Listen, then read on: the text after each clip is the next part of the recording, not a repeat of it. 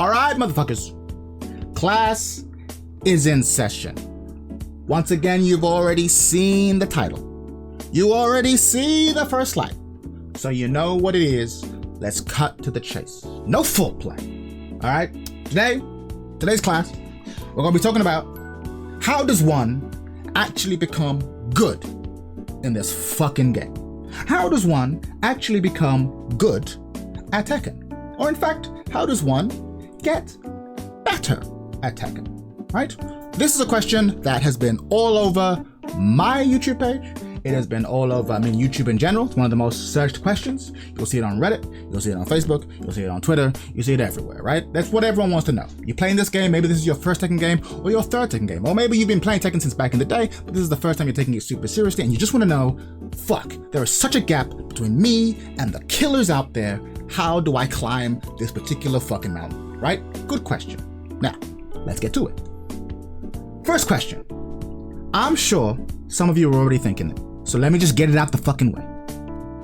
Chad, who the fuck are you to give advice? I already know what you're thinking.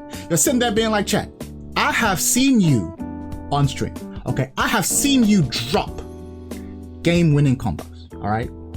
Who are you to give advice to anyone, all right?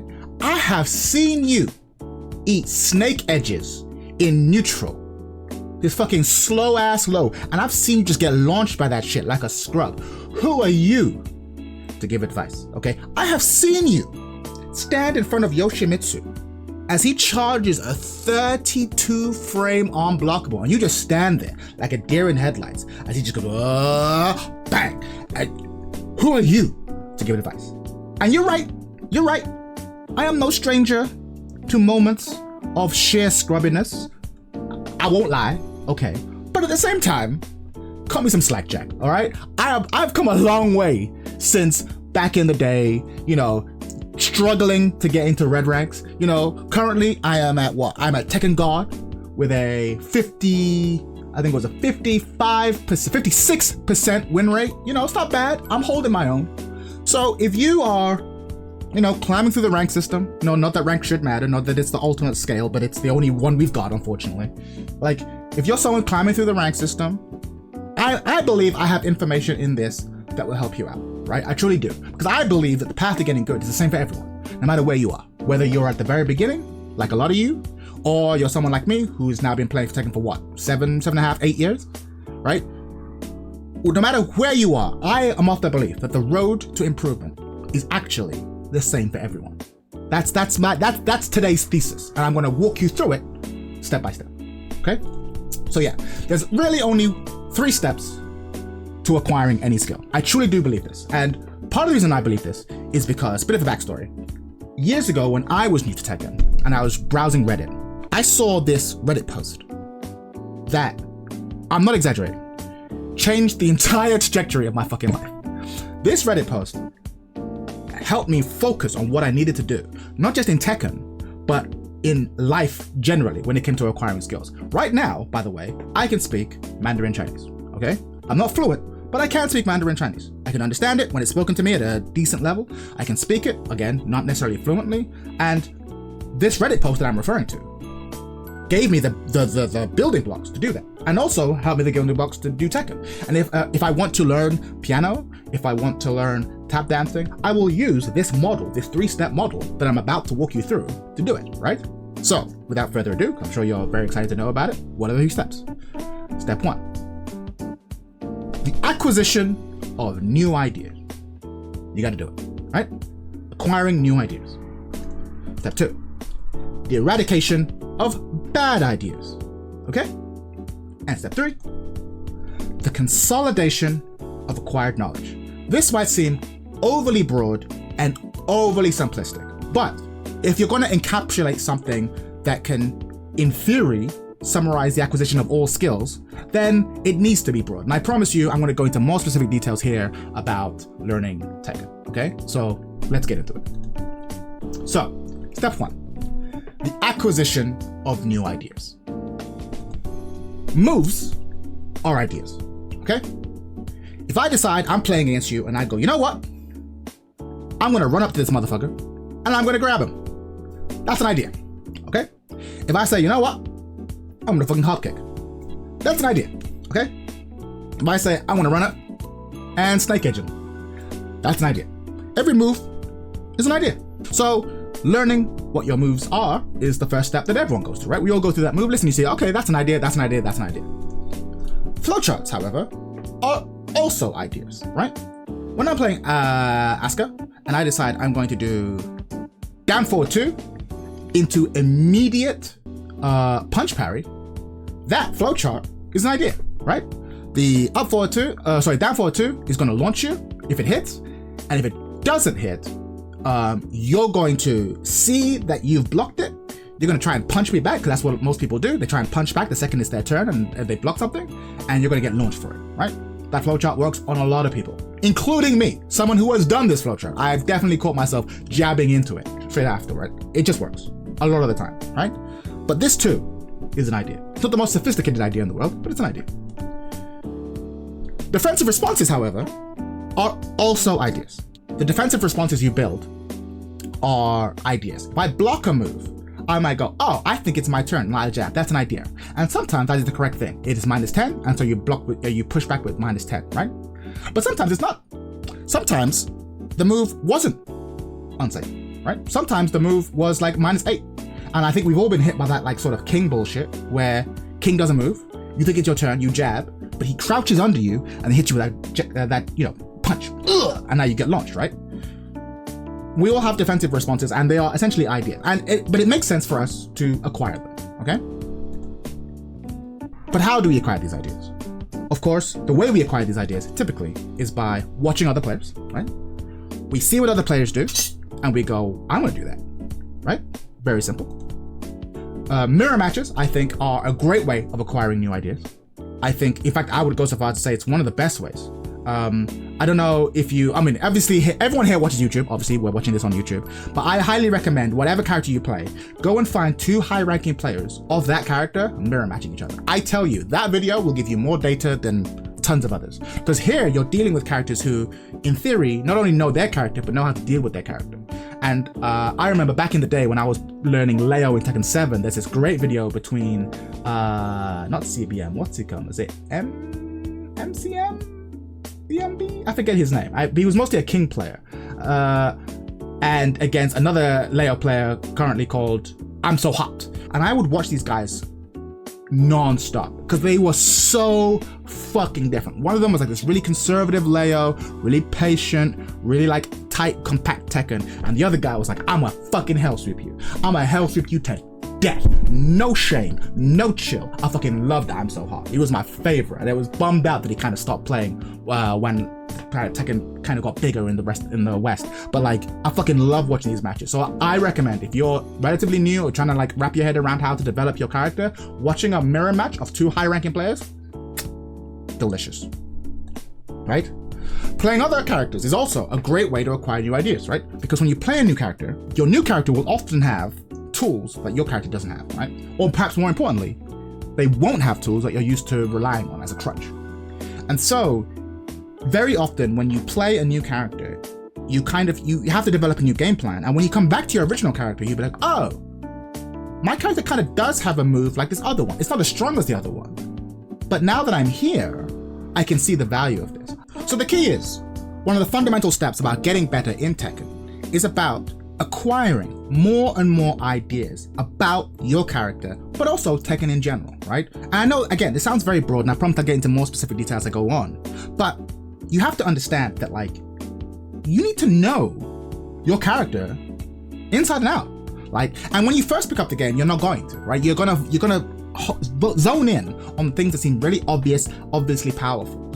And this is actually one of the reasons why you cannot just get good at Tekken by playing Tekken non-stop over and over again. It's really fucking important to watch other people play Tekken.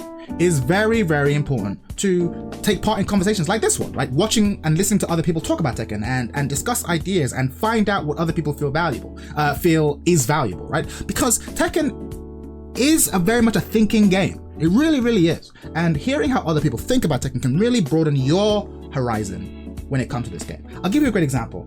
I don't know where the video is, and if I do find the video, I'll link in the description, but I don't think I have because I've looked for it for years. I remember Speed Kicks, who I think is one of the best thinkers in Tekken.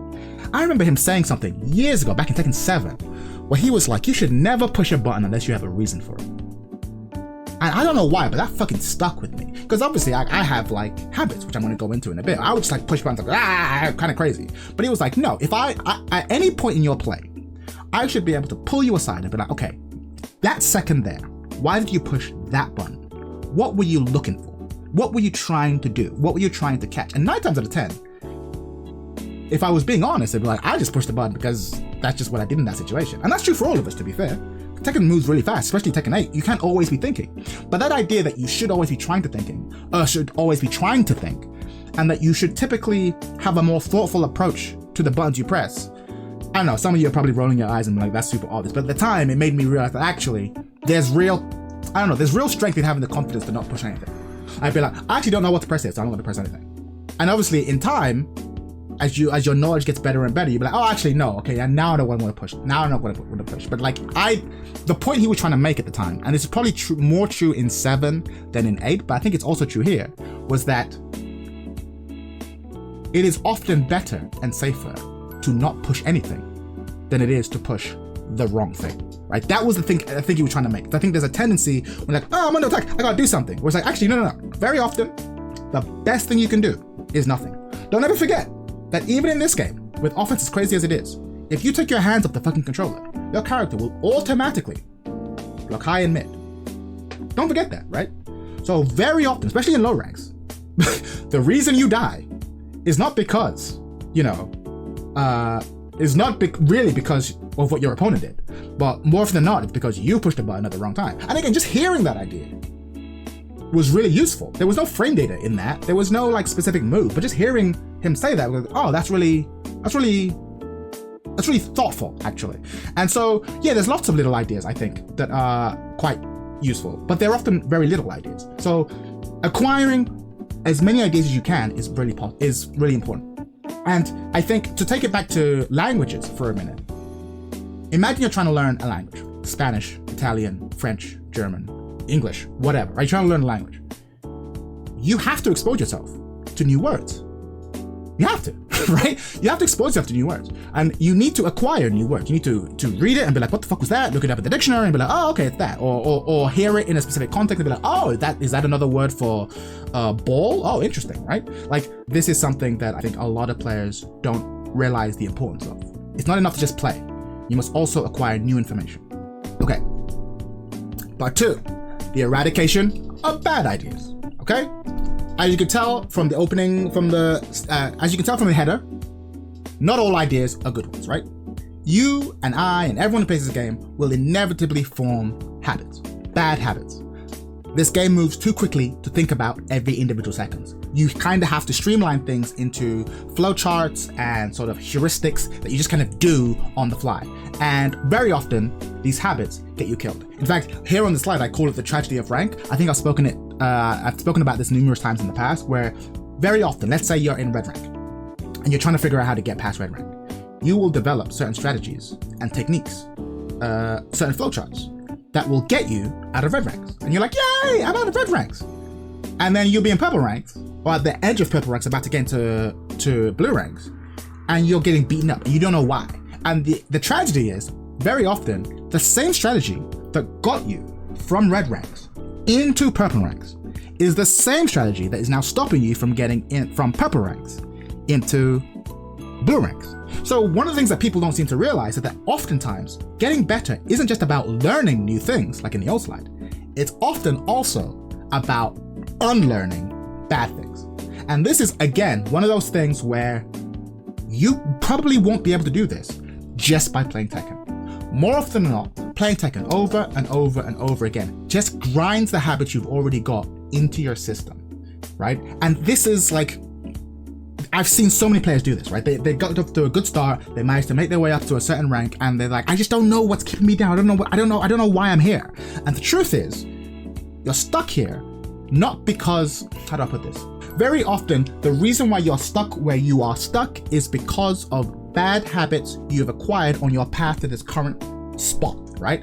And it can be hard to see, because when you go through your list of, let's say, flowcharts, you'd be like, well, I know this works, so that can't be the problem, right? I know this works, so that can't be the problem. But it's like, actually, no.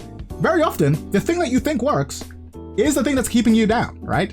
But there are also all other kinds of bad ideas. For example, in my view, bad punishment counts as a bad idea, right? Bad punishment is a form of bad idea. If I block Lily's Matterhorn, boom, and I jab with a 10 frame jab, boom, boom, that's a bad idea, right? Because Lily's Matterhorn is like minus cajillion on block, right? So blocking this move and being like, oh, I think I can jab here, boom, boom, boom, boom. It's a valid idea in low ranks, but it's suboptimal, like criminally suboptimal. And I'm not one of these people who's like, knows my 10th frame, my 12th frame, my 14th frame. That's not me, player. One of the things about being Leo is that you don't really have to think about that shit. Leo's 10th frame punishment is pretty good, and then 15 frame godlike, right? And then same with while standing. Fucking playing Asuka has been a nightmare, because Asuka's like launcher is like I-18 frames, and then before that you have to do your 14 frame launcher. I'm like, what the fuck is that? With Leo, it's just like, look, if it's 15 frames or more, I'm launching it, and if it's less, I'll just do while standing 4, 1 plus 2. That's it. Don't talk to me about minus 13, don't talk to me about minus 14. Fuck that shit. It's either minus 12 or minus 15. That's it. And I fucking love that. But I digress. Bad punishment to me counts as a bad idea, and it's important that you eradicate that from your game. So, how do we identify bad ideas? How do we see them? How do we go to work on them? Answer is actually quite simple. Fucking replays. Replays are non-negotiable. Guys, listen to me. You gotta watch your fucking replays. It's not a suggestion, bro. It's not a suggestion. It's not like, oh, I could if I... No. You've got to fucking do it. No matter how good you are, if you are not watching your replays, you are stunting your fucking growth. It's non-negotiable. And it's especially true here in Tekken 8. Because at least in Tekken 7, if for the longest time it didn't have a replay function, don't forget that. But you could, let's say you're playing against a tricky Xiaoyu player.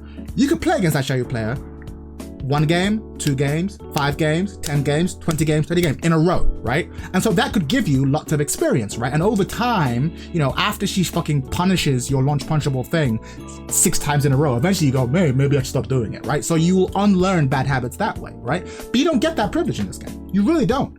You have to go into the replays and figure out what it is that's getting you blown up. Another way to eradicate bad ideas is to have coaches, rivals, and/or friends, right? Just a couple days ago. In fact, no, just a couple hours ago. In fact, I was playing with my buddy Nameless, right? Well, one of the followers on stream, and I was playing a Xiaoyu because I'm trying to develop a Xiaoyu. He was playing Lydia, and he's like, I don't know the Xiaoyu matchup at all, and so I'm beating his ass up because he literally doesn't know the matchup. But I'm also being like, hey, this low high string, you gotta fucking duck this shit. You gotta duck it. And so once I said that to him, I would intentionally do this move more often. I'm mixing it up and doing other stuff instead of trying to keep it like a competitive fight, but I'm also intentionally doing this move so that he can get used to the animation of seeing it and dealing with it. You've got to. If you block the high, if you eat the low and block the high, you've already fucked up. Because the high is like it's 0 on block, so it's neutral, and you could have ducked it and launched it. So it's just non-negotiable, right? Another great way to eradicate bad ideas, and I promise I'm not just saying this to like toot my own horn, but it's like, watch lower rank content creators. I think all of us have a tendency to only watch the best players. Like, we have a character that we play until we watch the fucking god of destruction of that player. And that's very useful, right? You saw my last slide about fucking acquiring new ideas. That's not the worst idea, right? To watch the best players, but it's also really valuable to watch people below that elite tier, or perhaps more accurately, watch people at the level you are at and the level above you are at, right? Why is this important? Because the truth is, when you're watching elite level play, elite level Bryans are not doing Snake Edge, right? They're just not. But if you are in purple ranks, or even in low blue ranks, you're gonna have to deal with Bryans who are doing Snake Edge, right? There's lots of moves you will see at lower ranks that just don't seem to exist at higher levels. And the thing is, until you get to those higher levels, you need a fucking answer. You need to know how to deal with these scrubby strings, right? And there's lots of things that you just won't see the pros deal with, because it's just generally understood that if they do it at that level, they're going to get blown up. but you are not at that level. So you'll get hit with these scrubby strings. That's why high level Tekken looks so fucking different from low rank Tekken. It looks like a completely different game, because it is, right? You have to get there. And the only way you can get there is by slowly but surely like unraveling the layers of bullshit that each character is capable of, right? And one of the best things you can do is watch other players of your rank and see how they deal with it. Or perhaps more interestingly, see how they don't deal with it. I had plenty of time. I've only been playing Asuka for like a month and a half. And so I've been watching other Asuka players who are like in the blue ranks and getting into Tekken King, and watching them. And sometimes I'll watch them just get blown up by like a Lee string that I don't know how to deal with either. And I'm like, fuck, I'm glad you had that on your rank run and not me. I'm gonna go into training mode to figure that shit out, right? Like, it's really useful to watch other people suffer the way that you are bound to suffer, right? Because then you can like circumvent that bullshit. Let them suffer on your behalf, baby. It doesn't always have to be you eating the bullshit. And also you can kind of form a relationship. You can be like, hey, look, if you know something that the streamer doesn't know or the content creator doesn't know, you can leave a comment, right? A friendly, helpful comment. And they can be like, hey, thanks. You know what I mean? Like, it's really, yeah, you get the point. I think if you play a character, look for people who play that character who are not at the elite level, that are just one tier above you. I'm telling you, not exaggerating, you can often learn as much, if not more, from those content creators than you can from the elite players. Obviously watch the elites too, because that's where you're going. But you know, there's levels, there's steps.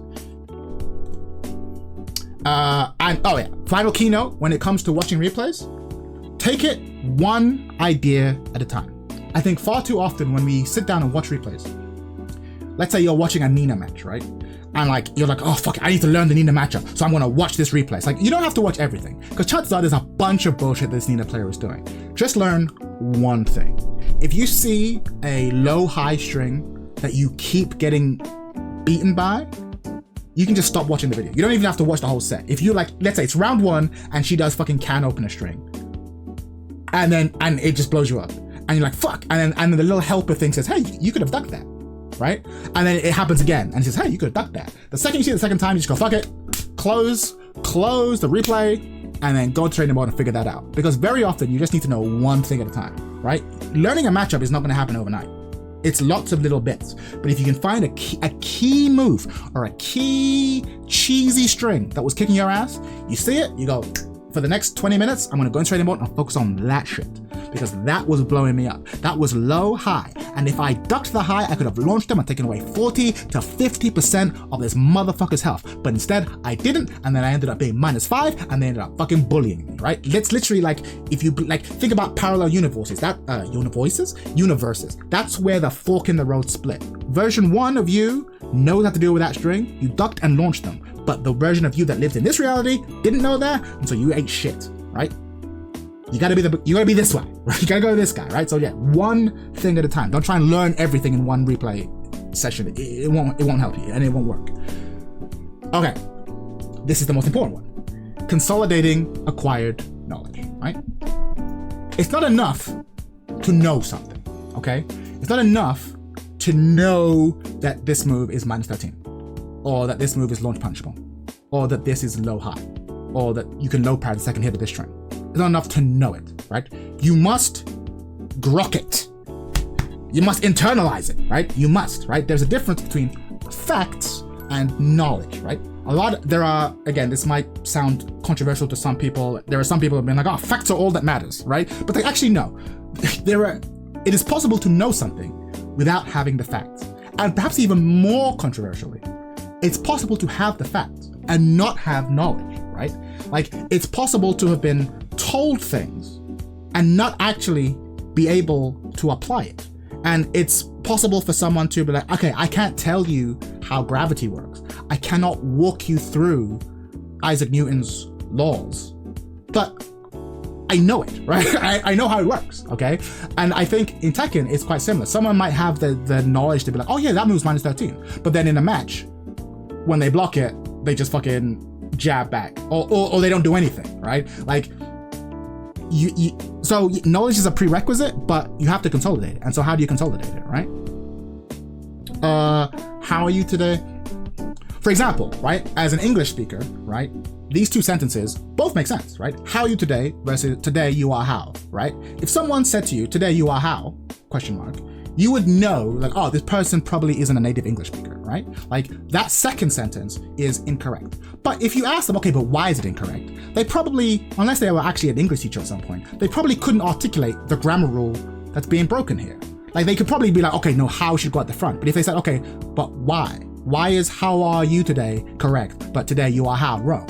Again, they might not have the facts, right? They might not be able to explain the grammar rule, but they know the grammar rule. They've internalized it. They don't even have to think about it. They just know it. The second it comes up, you know, on screen, or they hear it, their brain goes, that is incorrect, right? And that's what real knowledge is about. And you're trying to get the information that you learn about Tekken to that stage, where it becomes automatic.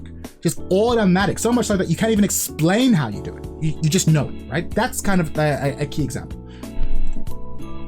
And so how do you do that? Simple. Drills. Fucking drills. Listen to me when I say this. Just like watching your replays are non-negotiable, drills are non-fucking negotiable, okay? You have to do drills in this game. You have to. You have to. You have to. Let's say, every time you block Lily's fucking Matterhorn, you keep jabbing afterwards. You have to be like, okay, cool. I need to teach myself to block. When I block Lily's Matterhorn, I need to launch punish it. So you go into training mode and you create a drill. You make Lily do Matterhorn, right? But then you also make Lily do a bunch of other things. Maybe some low high string, or a move that's only -10 or -14, right? And you sit there for maybe 20 minutes. You put on fucking a comedy podcast in the background, or like fucking Game Grumps or whatever, something just easy listening to, you put it in the background, and you just sit there for 20 minutes, just teaching yourself to, when I block this, I do this. Another example of this is throw breaking. Listen to me when I say this. You can be good at throw breaking. I think, and I only learned this literally maybe a few months ago, just before Tekken 8 came out. I was under the impression that only pro players were able to break throws 100% of the time, or 90% of the time, because obviously even the pros get thrown, right? But like, that ability to be like, oh, that was a 1 break, that was a 2 break, that was a 1+2 break. I just assumed for some reason that was a thing that only elite players could do. But it's not true. You can do it. If you want to be, like, listen to me, if you wish to be the kind of player who can break throws on read, you can do it. But it will not happen naturally. You have to sit there and do drills. You have to sit there in training mode. And you need to have Dragunov do running 2 into his 1 throw, running 2 into his 2 throw, and running 2 into his 1+2 throw. And you gotta sit there and teach yourself to like recognize the difference. And it'll be slow at first, right? It'll be very slow at first. And this might take maybe 2 weeks. Like literally maybe 20 minutes a day for 2 weeks, including over the weekend, of being like, hey, I'm not gonna leave here until I get 10 of them, right? Not in a row the first time, but I'm not gonna leave until I get 10 on the left, 10 on the right, 10 on the left, 10 on the right, right? And then you go, okay. The next day you go, okay, I need to get 10 on the left, 10 on the right, 10 on the left, 10 on the right. But then I can't leave until I get 3 in a row correct on the left and 3 in a row correct on the right. Okay? And the next day, do the same thing. And the next day, do the same thing. And what you'll notice is you will get better and better, slowly but surely. And eventually your eyes, you'll get the Sharingan. And you will recognize when the arms kind of lean like this, and when the arms in like this, and when the arms in like this, and you'll be able to do it naturally without thinking. And you'll be surprised at how good you are at doing it. And you also have the frustration of you'll be able to do it in training mode, and then you'll go into a real match and you still won't be able to do it. You'll be like, I'm wasting my time. But you're not wasting your time. You are getting there.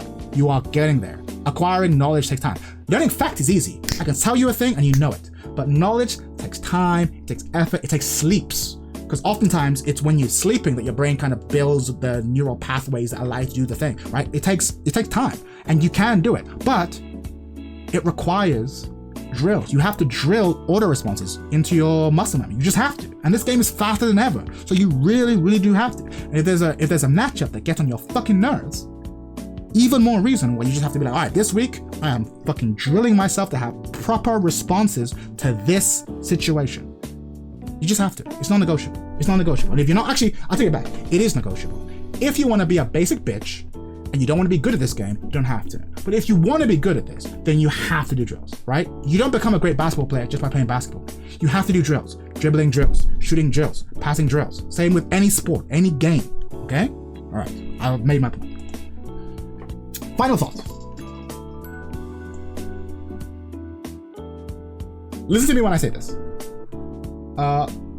There is no silver bullet, except for frame data, for getting good at Tekken. What do I mean by this? I don't know about you, but when I first discovered frame data, first of all, if you don't know what frame data is or how it works and you're watching this video, what the fuck are you doing?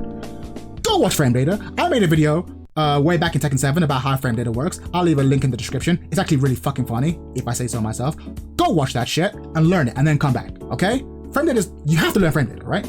But if you're anything like me, when you learn how frame data works, you find yourself going, wow, this is like game changing. Like it changes everything. Like Tekken all of a sudden makes way more sense. Stuff that I kind of intuitively was feeling, I now am able to put numerical values on. It feels real, it feels hard, I get it. And you're like, you feel like you've solved Tekken. It's like this huge leap. Like there's literally you playing fighting games before you understood frame data and you playing fighting games after you understood frame data. And they are night and fucking day, right? It's huge. And so what tends to happen is as you go further in your fighting game journey, you tend to think, or at least hope, that maybe there's other facts. That like, if I just knew this thing, all of a sudden, I would have solved sidestepping.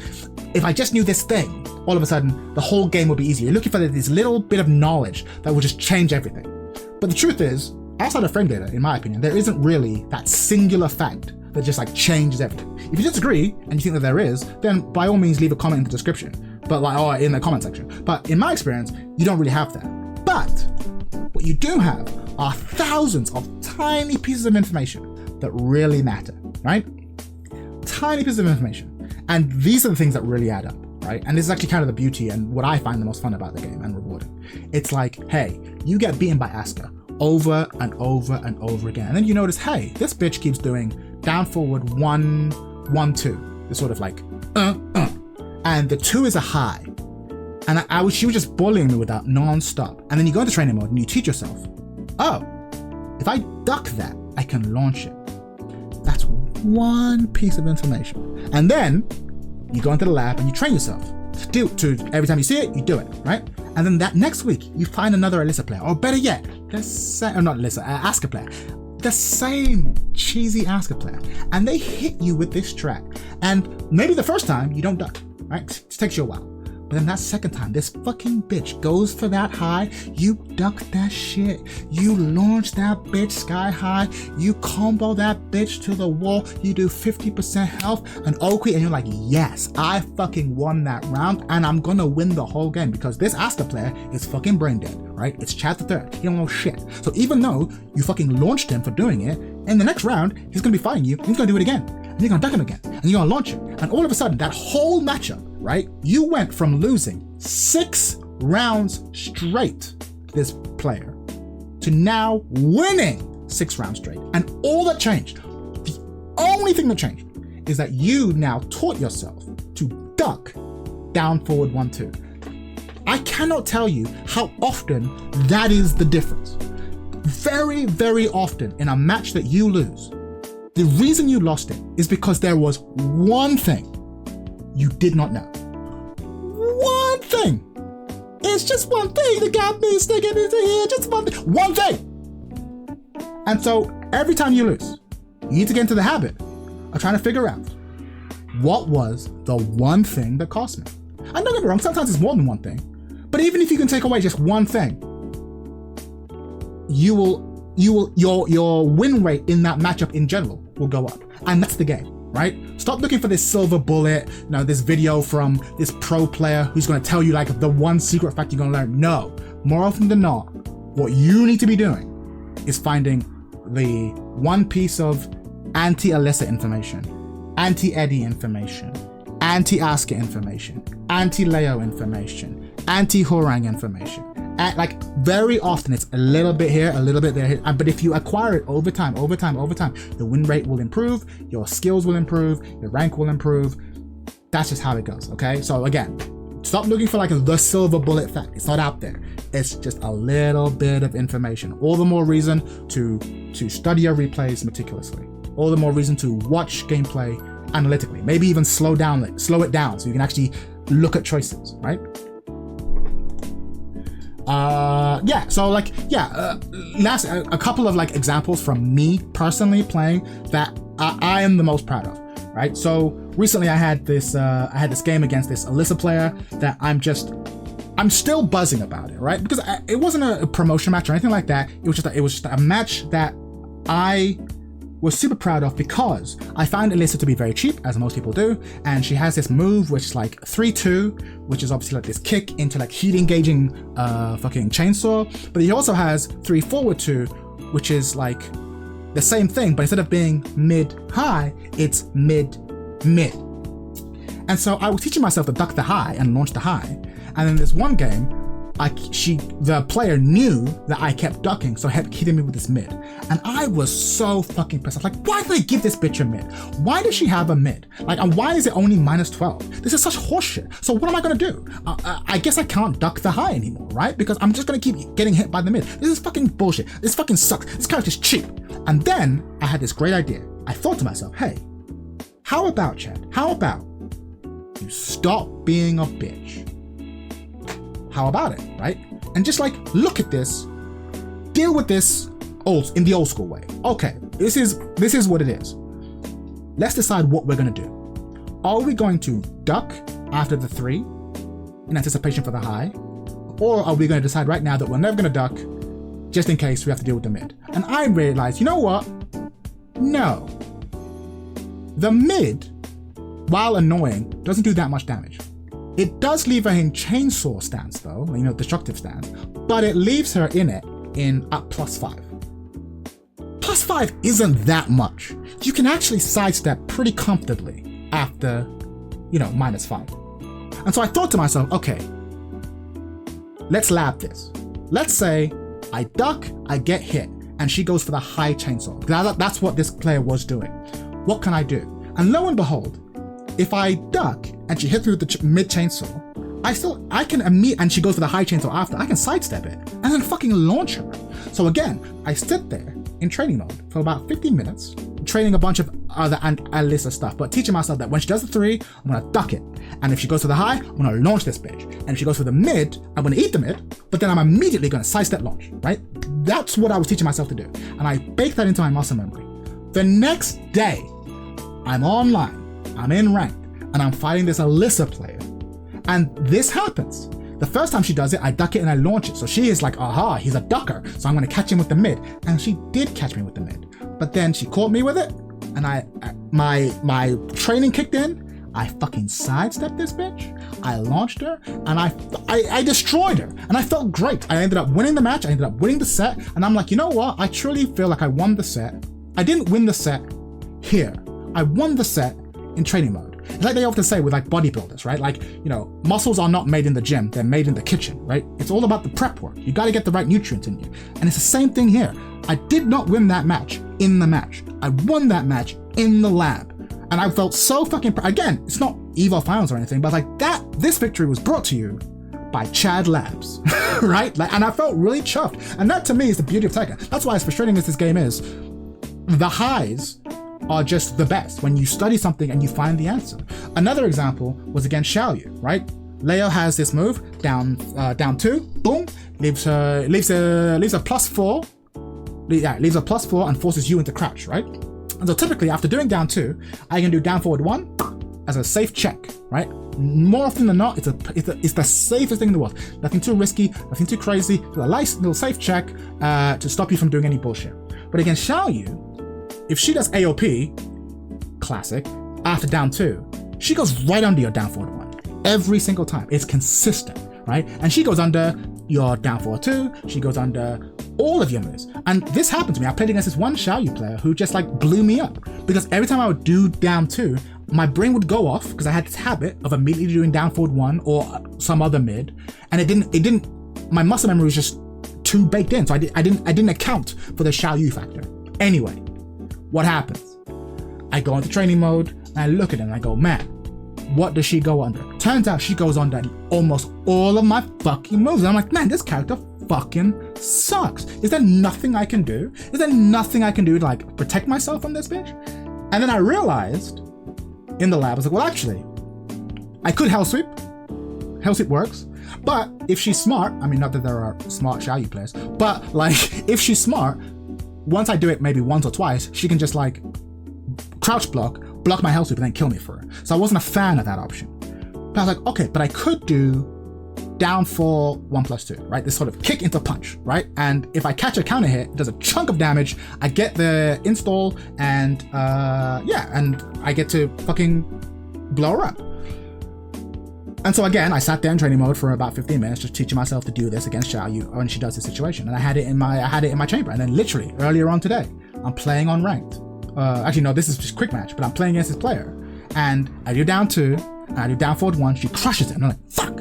But unlike before, I had a fucking answer, right? Because I've seen this before. It's happened to me before, right? So literally next time I do it on purpose. I do down 2 and I do the move down 4 into 1+2 and it blows her up. And then I do it again the next round and it blows her up. And I'm like, yeah, again, I won this game, not in the match, but I won it in the lab, right? And I'm again, not to toot my own horn, but that was Tekken God shit, okay? It wasn't Tekken, it wasn't God of Destruction, but that was Tekken God shit. That was high level stuff because I thought about this, I have analyzed this, I have answers. I have answers for your powerful stuff. And that's how you get better, right? And so now I'm at the level now where I'm having to start to think about one of my habits on defense is when I block a move, when I'm hit by a move, I tend to not do anything. I'm like, oh shit, because I don't know if I'm -5, -7, -8, whatever. I'm like, so I just don't do anything. And what I'm realizing now is that actually I need to be a little more savvy with my frame data. And sometimes I'll get hit by a move, but I'm only -5. I'm only -4. And so I need to start acquiring sort of a mental database of moves that I can get hit by and still move after, right? I think that's gold level type stuff, I think. Because I think a lot of times when you hit someone, you assume, aha, it's my turn. So then you immediately press your advantage. And so if I can accurately sidestep after that, I'll kill you. I've noticed a lot of players do this with while standing 4s. Not Leos, because Leos is godlike. But like, if you eat a while standing 4, oftentimes you're only slightly minus. So you can eat the while standing 4 and then immediately sidestep into something, right? So yeah, I just want to give those examples of like, very often, just one piece of information, a little bit of data is all it takes. And these data came from losses, right? Which leads on to my final thought, which is, old Epicurus quote. I'm a big fan of philosophy. And Epicurus once said, the art of living well and the art of dying well are one, right? And I think this is actually true for Tekken too. I'm going to paraphrase it, where you could say the art of winning well and the art of losing well are one, right? They are one. They are one, right? The key to getting good at Tekken is to lose well, right? If you want to win well, you got to learn to lose well. Don't just lose and then get salty and then go on Reddit or YouTube bitching about stuff. Go into the lab, find the answers, grind the correct response into your muscle memory, and do well, right? And I really do think that's okay. And I think what separates players who do well in this game or who improve at a faster rate than others is just how they lose. I think champions lose well. That's the final thought for this whole video. Champions lose well. They learn from their losses and they move intelligently. Whereas I think losers lose poorly. They just lose and then they go back into ranked and they lose and then they go back to ranked and they lose and they go back to ranked and then they win and they go back to ranked and then they win, they go back to ranked and they win and they think, oh, I'm feeling really good because I had this 3-win streak. And then they lose and then they win and they lose and then nothing moves. Whereas I think if you become a player who can do those 3 steps at the opening thing of just like, okay, acquiring new knowledge, but also eradicating false knowledge, right? Viewing your mistakes and eliminating your mistakes from your game, and also drilling yourself so that now that I know what the good ideas are, let me grind those into me. And now that I know what the bad ideas are, let me grind those out of me. And you repeat this process over and over and over again, you will, a virtuous cycle, you will climb the ladder. So yeah, that's it. That's everything. I've got nothing else clever to say. As usual, like the video if you found it useful. And if you didn't like it, fuck you, because these are just my thoughts. I'll see you next week. I'm also working on a Tekken scenarios video for Lydia, because that bitch is, look, I don't think that bitch is high tier or anything, but she's going to be very annoying. So I've got a video coming up soon to deal with that. But in the meantime, enjoy my content and all that shit. Be sure to follow me on Twitch if you're a Twitcher. Is that a thing? Do we call people Twitchers? Until next time, y'all. Peace.